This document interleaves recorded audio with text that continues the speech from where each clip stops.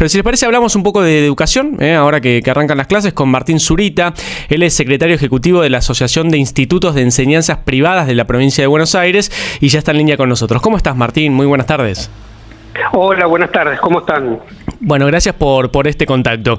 A ver, te llamamos básicamente porque sabemos que arrancan las clases. Siempre el tema de la educación es algo que nos importa a nosotros, los comunicadores, también a los que están del otro lado, que nos están escuchando. Y sobre todo también siempre pretende ser una prioridad en los gobiernos, no siempre se logra. ¿Cómo ves en estos últimos años, si querés, o en este último año de Javier Milei, la importancia que se le da a la educación, no solamente en la provincia, no estoy hablando a nivel nacional? Bueno, nosotros creemos que se ha convocado, por lo menos a nosotros desde el sector de educación privada, para trabajar en las problemáticas principales que tiene nuestro sector. El año pasado el gobierno comenzó con esta política de los vouchers educativos para las escuelas que reciben aporte estatal.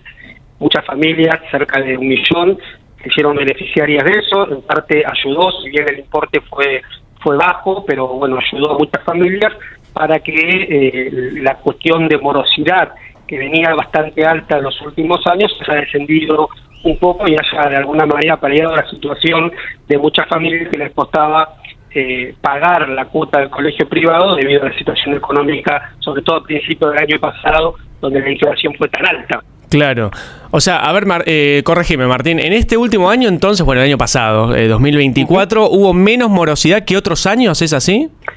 Sí, nosotros por lo menos que en los últimos 3 años, donde el proceso inflacionario venía bastante alto y la morosidad post pandemia, post cuarentena, en realidad se había hecho bastante complicado para las escuelas privadas. Ustedes recordarán que hubo una seguidilla de cierre de escuelas, sí, sobre todo jardines de infantes, jardines maternales, ¿no? Y bueno, también otras escuelas primarias y secundarias, y la situación post-pandemia fue bastante particular para nuestro sector, provocó eso, y también en muchos casos no hubo cierres, pero hubo morosidad alta, llegó en algunos casos 20-25% de morosidad para algunas escuelas, y el último año, bueno, de alguna manera cuando se fue la inflación fue minorando, esto también se sintió en la morosidad del pago de las cuotas de los colegios privados. Y ahora, ¿qué pasa con la migración? ¿Se produjo alguna migración, de escuela privada a pública en estos últimos años? A raíz, obviamente, de lo que es la crisis económica que constantemente vivimos. ¿Cómo fue el desarrollo de ese en los últimos años? Nosotros, por ejemplo, en la provincia de Buenos Aires tenés 1,5 millones de alumnos, casi la mitad de los que están en el país tenés 3 millones, y en realidad ese número se va manteniendo estable en los últimos 15 a 20 años, es bastante estable. Hay un poco menos, pero es un porcentaje, te podría hablar 0,20 de pases de gestión privada, gestión estatal. Sí hemos notado, sobre todo en estos últimos 3 años, que hubo pases de escuelas de cuota alta a cuota media, y de cuota media a cuota baja. Hay muchas escuelas que reciben aporte estatal, prácticamente el 70% de las escuelas privadas del país que tienen cuotas accesibles, y muchas familias, bueno, han recurrido a quedarse o hacer realmente un esfuerzo para mantener a sus hijos en la inscripción de escuelas privadas, y por lo tanto no hubo una migración a pesar del contexto difícil socioeconómico que estamos atravesando. ¿Cómo se vieron afectadas, Martín? Bueno, vos lo contabas al principio de la nota, pero el tema de las cuotas, desde ya que, bueno, van aumentando muchas veces por encima de la inflación, depende de la institución desde ya, pero en este último año, y cuando digo último año me refiero al año pasado, ¿no? En el año 2024, ¿han aumentado mucho el ritmo de la inflación? ¿Se fueron manteniendo? ¿Cómo fue el tema económico, sobre todo para familias que, bueno, como decías, hacen un esfuerzo para dejar a los chicos en escuelas privadas? Sí, mira, entre el 80 y el 90% de la conformación de un arancel, o sea, de la cuota de un colegio privado, tiene que ver con el costo laboral.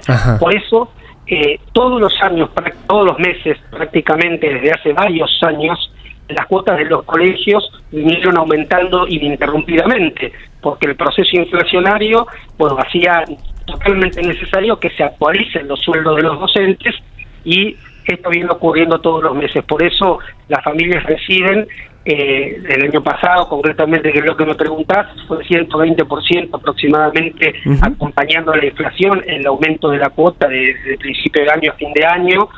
En algunas escuelas que son no subvencionadas, tal vez más, porque bueno, tiene que ver con esa estructura de costos, con lo que la escuela ofrece, ¿no? Muchas escuelas ofrecen bachillerato internacional, deportes y otras cuestiones que realmente encarecen la estructura de costos y por lo tanto tal vez sea mayor el aumento.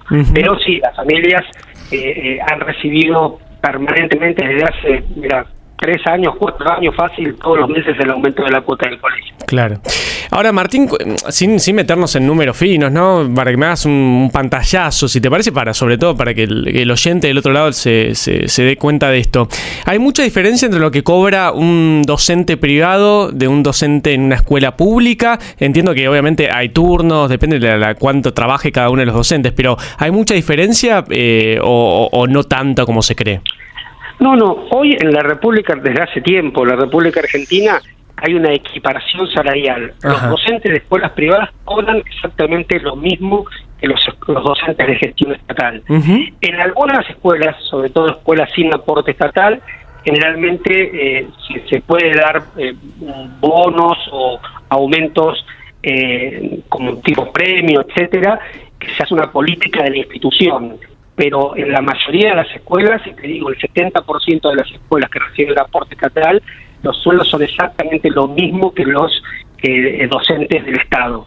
Así que en ese sentido está la equiparación salarial. Algunas escuelas forman políticas de dar un diferencial a los docentes, claro, pero no es la mayoría. Y ahora, a ver, desde que yo tengo uso de razón, seguramente esto viene de muchas generaciones anteriores, siempre se habla de la diferencia en la educación de escuelas públicas y privadas. Hoy también se siente eso. Entiendo que obviamente los padres tienden a hacer un esfuerzo para mandar a los chicos a colegios privados, porque se suele decir que no solamente por el tema de los paros, que por ahí últimamente no hay tantos, pero se tiende a decir que, bueno, hay mayor educación o es mejor la calidad educativa. ¿Es así realmente o cómo lo ven ustedes? Nosotros del sector privado siempre lo que valoramos es la libertad de enseñanza, la posibilidad que las familias tienen en nuestro país por la Constitución Nacional y por las leyes de educación que tenemos, ¿no? De valorar ese proyecto educativo que es diferente y que cada escuela privada lo ofrece con un ideario determinado, con un reglamento, y que la familia, bueno, lo acepta, se compromete. Y me parece que esa es la riqueza de la educación privada, ¿no? Que es también pública. Toda la educación es pública, con 2 gestiones, la gestión estatal y la gestión privada.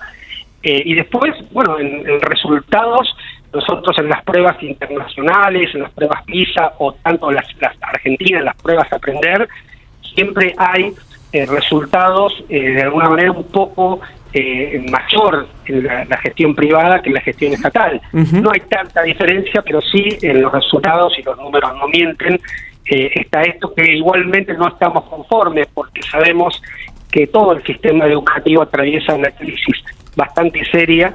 Los resultados tanto de estatal como privada no son buenos, y bueno, ahí estamos tratando de poner el hombro día a día, buscando que esto cambie, porque en realidad deberían ser otros los números, y bueno, ahí estamos trabajando todos los días para ello.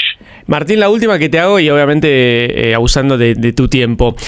¿Se cambió la metodología de enseñanza? Digo, estamos año 2025, desde ya que no debería enseñarse de la misma manera que se enseñaba, no sé, en la década del 80, del 70, del 90. ¿Hay un cambio en la metodología? No solamente en las materias, digo, Recién hablábamos, por ejemplo, estamos con Nico, bueno, con Cari, con Juan, hablando del tema cripto, ¿no? Que, bueno, hoy en día es un tema que, si bien es lejano, me parece que los chicos deberían empezar también a entenderlo de chicos. ¿Se cambió un poco en la escuela esto o sigue siendo como la que recordamos cuando estudiábamos nosotros?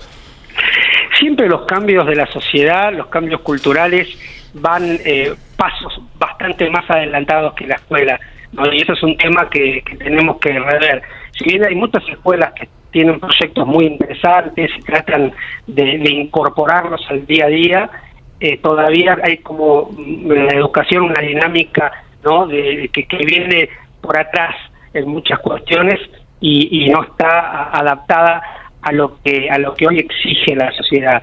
Creo que eso es un desafío que tiene el sistema por delante, de discutir esto y realmente ponerse a tono de lo que está ocurriendo a nivel mundial, los cambios sociales, lo que las familias están pidiendo, por ejemplo, esto que estás hablando vos, la educación financiera, que si bien hay bastante legislación en muchas provincias respecto a incorporar, etcétera, todavía en muchos lados viene bastante lento, así que creo que eso se debería mejorar y deberíamos estar un poco más en la vanguardia. Martín, te agradecemos muchísimo el contacto, ha sido muy amable. No, por favor, gracias a ustedes. Que tengas buenas tardes. Será Martín Zurita, secretario ejecutivo de la Asociación de Institutos de Enseñanzas Privadas de la provincia de Buenos Aires, hablando un poco sobre el inicio de clases y demás, ¿no? El tema de las metodologías a mí me parece a veces como muy precario que todavía se enseñe de la misma manera que se enseñaba hace 30 años atrás, ¿no? Porque no solamente la tecnología avanzó y la sociedad avanzó, sino también los temas que los chicos van a tener que desenvolverse más adelante también cambiaron. Yo creo que esto siempre lo hablamos, de hecho lo hablamos mucho con Tato en su momento, con Tato Yang cuando hacíamos Encendidos, el tema de por qué algunos, digamos, nosotros cuando éramos chicos hacíamos todas las materias, teníamos que probar todas las materias, algunas que no nos gustaban para nada y que quizás más adelante tampoco íbamos a darle algún uso. Que no prosperan en nada, sí. Exacto, ¿por qué no darle importancia a temas que realmente los chicos y de manera más selectiva, ¿no? Exactamente, es para pensarlo, pero bueno, le agradecemos a Martín obviamente por el contacto.